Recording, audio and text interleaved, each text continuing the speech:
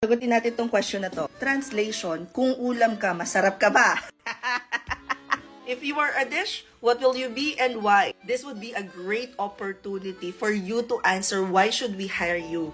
At tuturo ko sa inyo kung anong connection ng ulam na masarap at saka nung why they should they hire you.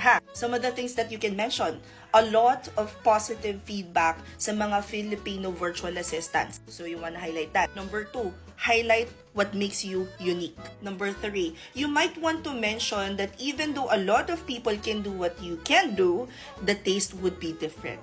Taste. If I will put this into an answer for this interview question, I would say, interviewer, have you heard about adobo? You see, if you've met a Filipino and they really like you, they'll make you adobo. It's one of our main dish here in the Philippines.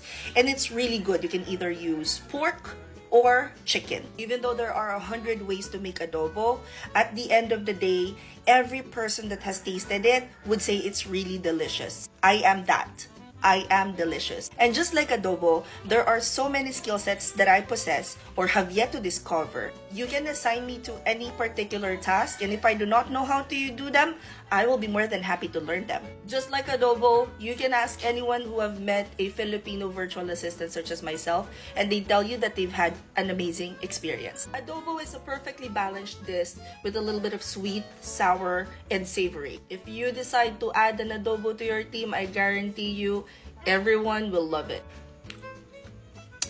Nasa point ako ng buhay ko na di ko alam kung tama yung sagot ko. Impromptu lang yon. Baka may ambag naman kayo kung paano sagutin tong question na to. Hoy!